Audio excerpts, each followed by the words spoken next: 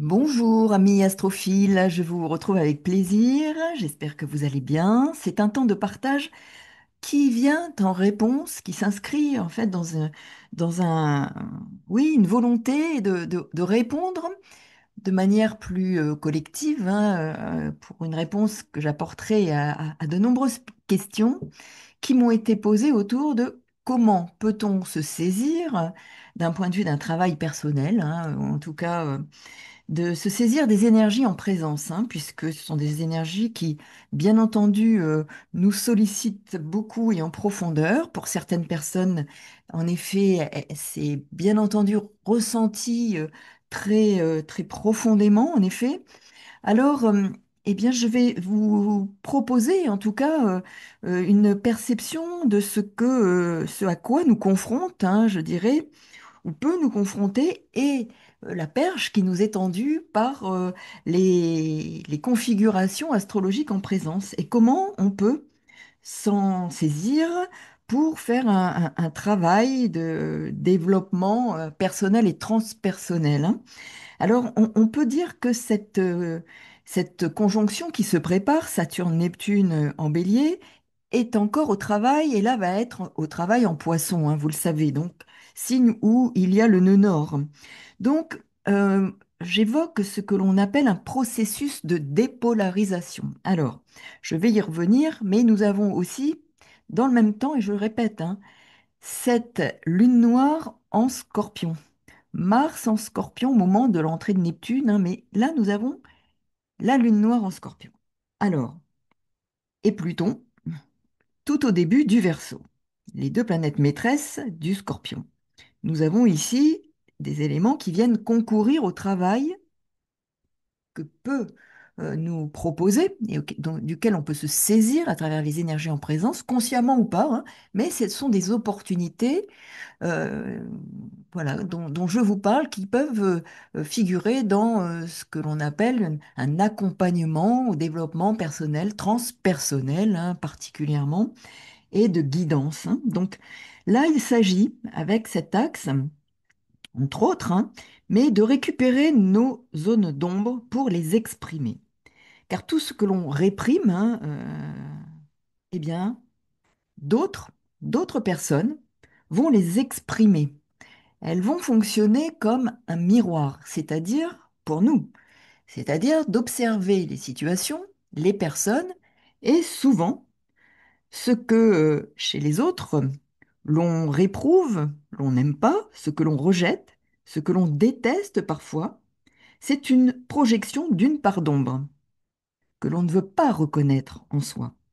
On pense que cette façon d'agir, cette façon de penser, de faire, est, entre guillemets, mal, hein, le jugement, hein. Mal, bien, c'est aussi le nœud sud en Vierge, hein.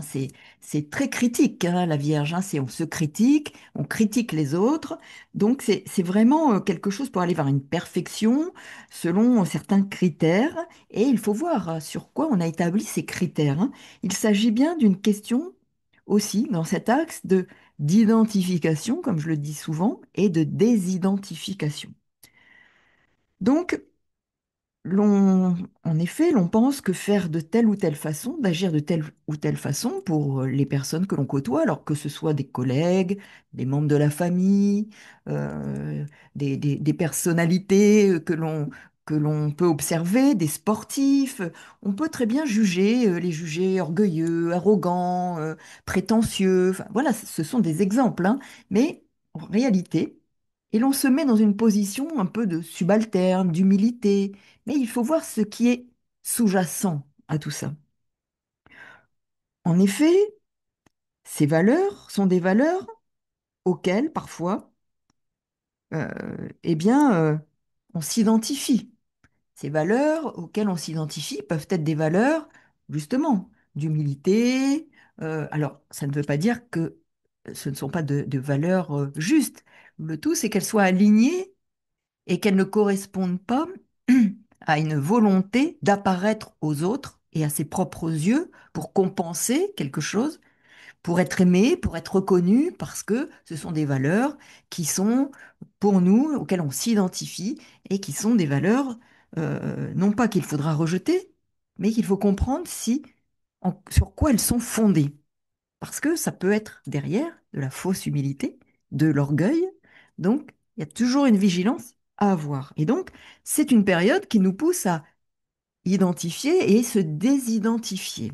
Et je vais vous dire en quoi ça peut nous accompagner dans notre processus d'évolution personnelle. Certaines personnes, par exemple, n'aiment pas les gagnants, les sportifs, qu'ils trouvent prétentieux, arrogants, orgueilleux, égotiques. Et ils préfèrent les éternels seconds, les derniers, ou quoi ou qu'est-ce, en disant l'important c'est de participer. Oui, oui, oui, pourquoi pas. Mais ce qui est important, c'est de comprendre ce qui se cache derrière ça pour la personne qui porte un jugement sur l'orgueilleux, l'arrogant, celui qui gagne le premier. Voilà. Bon. Donc, cela peut être un miroir qui nous invite à reconnaître cette partie-là en nous et de l'accepter. Mais celle qu'on ne veut pas voir, qu'on ne veut pas reconnaître, parce qu'on peut en avoir honte. Donc, parce qu'elle ne correspond pas à l'image que l'on veut donner de soi, que l'on veut s'accorder. Tant que ces traits de caractère que nous possédons ne sont pas mis en lumière et acceptés, le miroir que sont les autres va nous renvoyer ce que nous ne voulons pas voir en nous. Reflet d'une zone d'ombre, d'une part d'ombre que l'on n'aime pas se reconnaître. Certains parlent de réussir leur vie ou pas. Ce n'est pas la vraie question. Il s'agit de se réaliser en découvrant nos parts d'ombre, en les acceptant et en les intégrant. Donc ce n'est pas réussir, parce qu'on peut donner l'impression d'avoir une réussite sociale, et en même temps derrière ça, et que ça gêne ou qu'on se dise, ah, tiens, cette personne a réussi parce que c'est un grand chef d'entreprise, parce que... Et au fond, inconsciemment, parfois, on le jalouse parce qu'on aurait voulu exprimer cette part en nous, ou en tout cas, on ne reconnaît pas cette part en nous, donc on la projette sur l'autre et on le juge. Je reviendrai sur ces éléments-là parce que parfois, c'est par loyauté à des croyances familiales. Et nous y sommes, là, dans les croyances, hein. Il est question d'identifier nos croyances, la loyauté à certaines croyances. N'oublions pas que Jupiter est l'autre planète du poisson.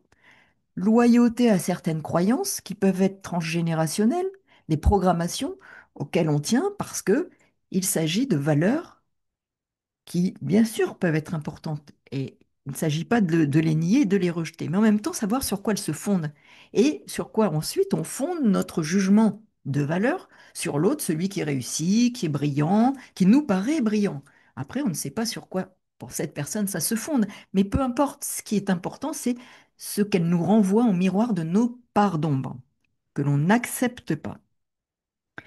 Donc les situations vécues sont les miroirs où se reflètent nos parts d'ombre, ces zones d'ombre, qu'ici, avec ces énergies actuelles en présence, il nous est proposé d'identifier.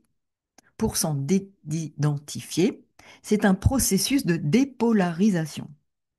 Il est aussi important de comprendre qu'il est essentiel de ne pas être dépendant du regard de l'autre.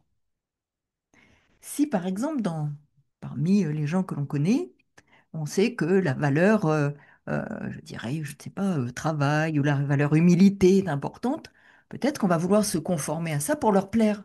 Mais au fond, on ne va pas réaliser véritablement, je dirais, le processus d'individuation qui est le nôtre dans notre plan d'incarnation. On va se calquer pour être aimé par, par certaines personnes que l'on connaît, hein, ce soit nos proches, nos amis. On va se calquer à ce que l'on sait qui est important pour eux. Et là, on ne réalise pas euh, véritablement ce pourquoi nous sommes venus et les expériences que l'on a expérimentées, non pas pour réussir, mais pour se réaliser. La nuance est importante. On peut vivre des expériences très fortes, des réussites sociales qui n'ont pas vocation à nous faire réussir, mais à nous permettre de réaliser qui nous sommes, avec nos parts d'ombre aussi, nous confronter à nos lumières et aussi à nos parts d'ombre pour justement en prendre conscience, les accepter, les intégrer. Et c'est ça le processus, non pas de réussite, mais de réalisation personnelle. Donc ne pas être dépendant du regard de l'autre et d'être dépendant de ce par quoi l'autre nous définit. On sait qu'il ne peut nous penser orgueilleux, arrogant, prétentieux ou humble, gentil, discret. Mais c'est aussi une définition par l'autre, qui n'est pas forcément la possibilité de nous réaliser, de réaliser véritablement même nos parts d'ombre. En tout cas, non pas de se réaliser en les reconnaissant, en les intégrant, en les acceptant. Et c'est ça la réalisation dans le processus d'évolution. Et c'est ce qu'un thème peut nous permettre d'aller voir quelles sont nos parts d'ombre pour, en effet, ne plus les projeter, ou en tout cas vivre des situations récurrentes qui nous mettent et nous confrontent à nos parts d'ombre que nous ne voulons pas accepter, reconnaître, intégrer. Et je répète, ces énergies actuelles sont propices à l'identification, à la désidentification, au processus de dépolarisation. Neptune-Saturne en Poisson, c'est aussi donc une opportunité de se désidentifier d'une même ou d'une image, en tout cas d'une certaine image de soi. Il va s'agir de prendre du recul pour aller chercher plus en profondeur qui l'on est, afin de mieux percevoir notre légitimité. Et c'est ce que va nous proposer ensuite le bélier. Et n'oublions pas que nous avons Chiron en bélier. C'est la blessure de légitimité, du droit à exister, du- mais tels que nous sommes, avec nos parts d'ombre, de les intégrer, de les percevoir, d'aller les chercher. Et le nœud nord en poisson nous invite au recul, à l'introspection. Vous voyez comment s'articulent tous ces éléments. Donc en effet, ici, ce processus est en cours. Alors, vous savez hein, que il sera d'autant plus fort et nous permettra en accédant en bélier, cette conjonction accédant en bélier à partir de février, c'est un, c'est cette conjonction qui se reforme et qui se reforme tous les 36 ans, donc qui va débuter en 2026 et qui connaîtra donc, qui vous permettra de connaître un processus d'évolution sur 36 ans, avec bien sûr des étapes à chaque moment je dirais, d'aspect entre ces planètes. Il y a bien entendu la conjonction, et puis il y aura des étapes. Alors je vais donner les grands aspects, hein. Donc le sextile, le trigone, les trigones, l'opposition, hein, pour reformer donc ensuite une autre conjonction, hein, donc dans 36 ans. Par conséquent, cette fin d'année est une opportunité de libération, d'identification à une certaine image de soi, voire un idéal de soi qui est un piège, hein, et ainsi de gagner en liberté à partir du moment où Neptune-Saturne, en février, reformeront donc en bélier cette conjonction pour un processus d'évolution qui va se construire étape par étape. Donc il est important d'identifier quelles sont, ou de repérer quelles sont vos identifications majeures. Être humble, être calme, alors ça peut tout à fait être aligné hein, avec votre nature. En revanche, cela peut être une volonté pour paraître, parce que c'est un idéal. En faisant taire votre côté colérique, votre côté peut-être euh, qui peut paraître arrogant. Mais je vais y revenir. Quelle est la fonction de ces caractéristiques personnelles? Ce qui est important, c'est de comprendre pourquoi l'on est dépendant de ces valeurs, quelles qu'elles soient, si elles ne sont pas des valeurs qui sont alignées avec qui nous sommes véritablement. Parce qu'on peut avoir évolué et comprendre que ce sont des valeurs qui sont celles auxquelles nous sommes alignés, et non pas pour correspondre, pour être aimé, pour correspondre aux attentes, pour être en loyauté avec un discours familial transgénérationnel, hein. Je donne juste cet exemple. Je connais des personnes qui ont souhaité monter leur entreprise et qui se sont cassés la figure. Ils étaient issus d'un milieu social, donc voilà, moyen, et il y avait un discours ambiance et les patrons sont tous des salopards, hein. Je vais, eh ben forcément, hein, pour être toujours conforme et rester dans le processus inconsciemment et dans la famille, et continuer à être aimé ou en tout cas être en loyauté avec les parents, eh bien cette personne pouvait que s'auto-saboter. C'était pas possible d'être autrement. Mais c'est un discours inconscient. Donc, il était hors de question de réussir, parce que si on réussit, on devient arrogant, on devient prétentieux, au regard de ceux qui, justement, rejettent cette image au sein du discours familial. Auto-sabotage. Vous voyez qu'il est important de voir de quoi il s'agit, de ne pas accepter de partir et d'aller, quand on a les moyens et qu'on le peut, ben, pourquoi pas profiter de, euh, de choses qui sont d'un cadre de vie agréable. Non, parce que on n'est plus conforme à une image on croit être celle de l'humilité, alors que c'est de la fausse humilité. Parfois, c'est pour vraiment paraître, parce qu'on veut être aimé et reconnu par les autres. Mais là, derrière, il y a encore une part de soi qu'on ne veut pas voir. Vous voyez, ça demande toujours, à travers le jugement de valeur qu'on va formuler sur soi ou les autres, de comprendre si c'est parce que l'on est aligné avec nos véritables, euh, je dirais valeurs, on va dire, mais qui sont en lien avec ce que l'on est, s'être découvert soi-même, avoir identifié cela, ou si c'est pour correspondre à un discours, un discours aux attentes des autres, on dépend du regard des autres. On le fait pour les autres, inconsciemment. On le fait pour correspondre à une valeur, à une éthique sociale, à un statut social. Mais est-ce qu'on le fait vraiment pour soi ou pour correspondre soit à un discours, à une loi, à être en accord avec une loyauté? Vous voyez, là, on est vraiment sur quelque chose qui est au travail et qui peut être propice à ce travail en profondeur. Donc, en réalité, quand nous sommes dépendants des valeurs de ces valeurs qui sont celles peut-être en correspondance avec ce que l'on croit que les autres attendent de nous, le discours familial, ou, eh bien, nous nous éloignons de notre réalisation du plan d'incarnation. Donc je dis bien loyal à une croyance familiale, à des discours, Et là, on est bien dans identifier, se désidentifier de ce qui n'est pas aligné, mais qui est plutôt une correspondance avec des illusions de croyances ou des croyances illusoires. Donc là, nous sommes, en effet, à un moment qui nous permet de travailler à ces éléments-là.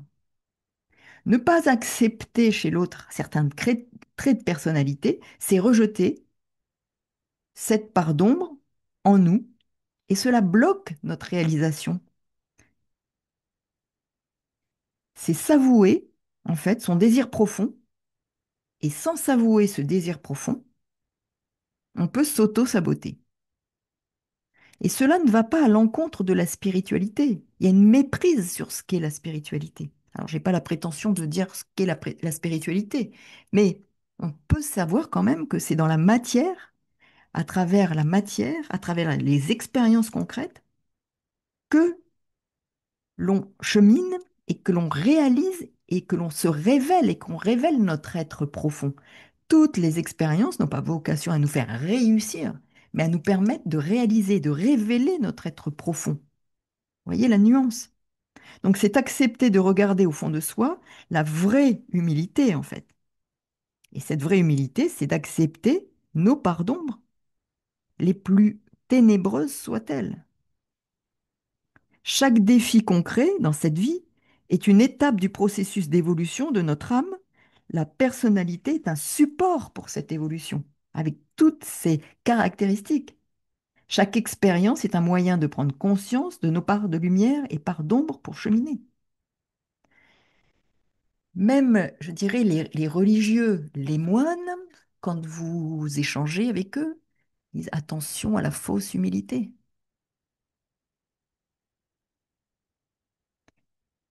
Et vous connaissez certainement le verset de Matthieu 5,44, aimez vos ennemis. Les ennemis, c'est l'autre qui se part de ce que l'on rejette en nous. Et donc, en aimant nos ennemis, nous commençons à accepter et à aimer nos parts d'ombre qu'il faut intégrer pour notre processus de révélation et de réalisation dans ce cheminement qui est le plan terrestre. Si vous faites l'objet de jugements de votre part ou de celle des autres, concernant un trait de caractère, cette part demande à être acceptée.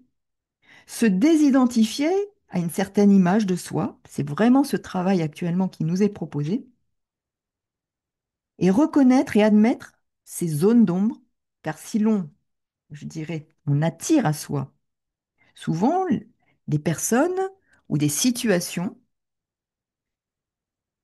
qui présentent des caractéristiques que l'on n'aime pas, alors vivre toutes les expériences comme des moyens de découvrir qui l'on est, et non pas de réussir, mais de parvenir à se connaître et se réaliser. Connais-toi toi-même et tu connaîtras l'univers et les dieux. Pour se réaliser, il est nécessaire de reconnaître, de rencontrer ces pardons-là.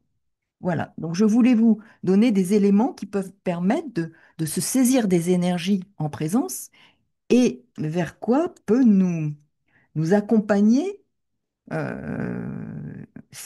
peuvent nous accompagner ces configurations actuelles, sachant que le passage ensuite embellier sera le renouveau et après s'être délesté de, non pas de ces parts d'ombre, mais de les avoir intégrées, acceptées, identifiées, et qu'il y ait une forme de processus de dépolarisation.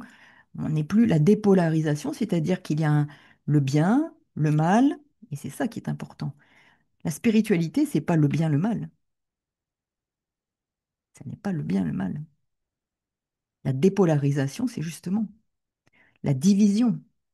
On n'est plus dans la division. N'oublions pas que la division, c'est diabolo, le diable. Vous voyez comment on peut comprendre diabolo, dispersion, division. On doit aller vers une synthèse, une unité, accepter nos parts d'ombre, faire l'unité pour réaliser notre processus d'évolution dans ce plan terrestre. Et les énergies actuelles nous proposent ce travail. Donc vous voyez comment on peut utiliser son thème comme support de travail transpersonnel, hein, parce qu'on est plus que dans le développement personnel, on est vraiment dans quelque chose qui relève du transpersonnel. À très bientôt pour de nouvelles aventures. N'oubliez pas, si vous voulez savoir ce que je propose, vous aurez dans la barre de description mon adresse mail. À très bientôt pour de nouvelles aventures astrales. Bonne journée. Au revoir.